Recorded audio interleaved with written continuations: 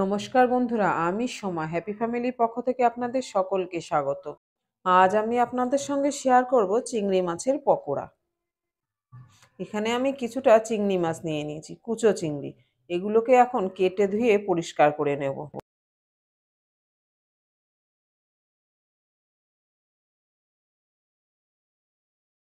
তো বন্ধুরা, ভিডিওটি স্কিপ না করে সম্পূর্ণ দেখার অনুরোধ রইল।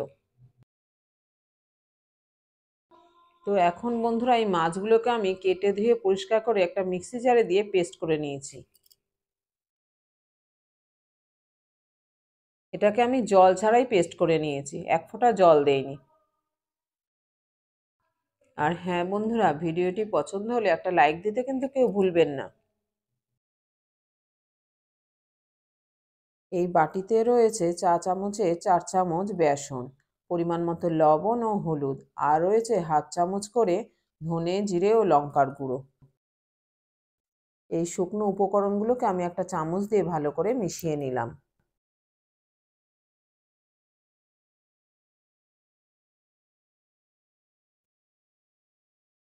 এবার দিয়ে দেবো একটা পেঁয়াজ কুচি,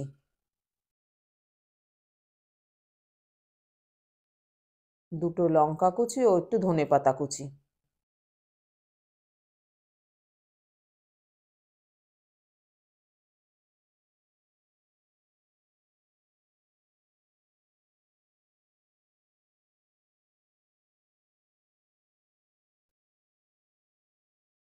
এবার মিক্সি জার থেকে চিংড়ি মাছের পেস্ট নেব আমি 3 চামচ মতো।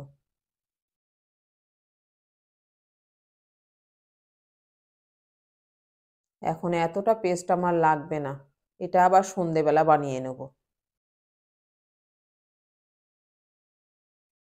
এবার এগুলোকে আমি হাত দিয়ে ভালো করে মাখিয়ে নেব।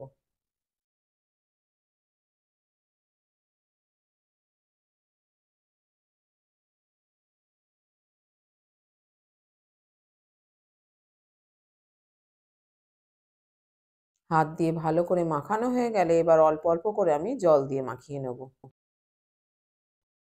জলটা একবারে দেওয়া যাবে না, অল্প অল্প করে দিয়ে মাখাতে হবে।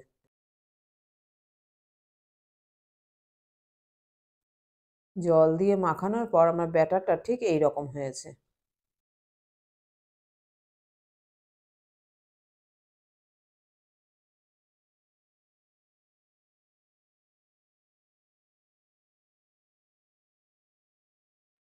এখন আমি ওভেনে কড়াই বসিয়ে দিয়েছি।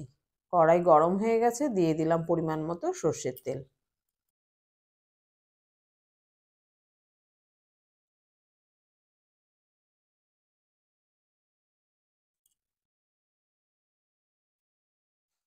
তেলও গরম হয়ে গেছে। এখন আমি একটা চামচ দিয়ে অল্প অল্প করে ব্যাটার নিয়ে এই গরম তেলের উপর দিয়ে দেবো। এইভাবে চিংড়ি মাছের পকোড়া কিন্তু বন্ধুরা আপনারা একদিন হলেও বাড়িতে বানিয়ে খাবেন। অসম্ভব সুন্দর লাগে এটা খেতে। দুপুরে গরম ডাল ভাতের সাথে অথবা সন্ধ্যে চা মুড়ির সাথে দারুণ লাগবে এটা খেতে। দেখুন বন্ধুরা, কতগুলো দেওয়া হয়ে গেছে, এখনো এতটা রয়ে গেছে। এটা কিন্তু ভাজতে বেশি সময় লাগে না। গ্যাসের ফ্লেমটাকে একটু হাই করে দিয়ে তাড়াতাড়ি উল্টে পাল্টে ভেজে নিতে হবে।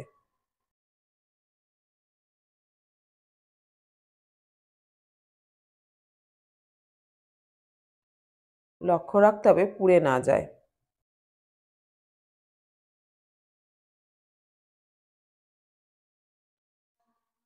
এক পিঠ ভাজা হয়ে গেছে, এখন খুব সাবধানে এগুলোকে আমি এখন উল্টে দিলাম।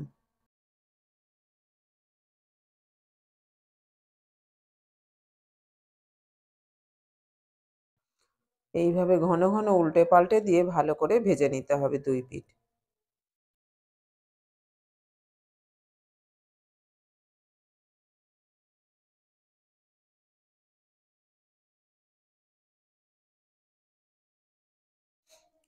আমার এখন এই পকোড়াগুলোকে খুব ভালোভাবে ভাজা হয়ে গেছে। গ্যাসের ফ্লেমটাকে একটু কমিয়ে দিয়ে আমি এগুলোকে আস্তে আস্তে এবার অন্য পাত্রে তুলে নিলাম।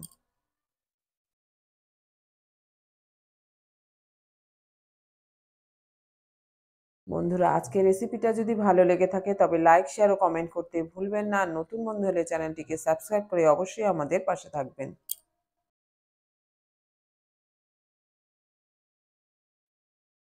তো আজ এই পর্যন্ত বন্ধুরা, দেখা হচ্ছে পরের ভিডিওতে অন্য কোনো রেসিপি নিয়ে। ততক্ষণ আপনারা সবাই ভালো থাকবেন, সুস্থ থাকবেন। তো বন্ধুরা, এতক্ষণ আমার সঙ্গে থাকার জন্য আপনাদের অসংখ্য ধন্যবাদ।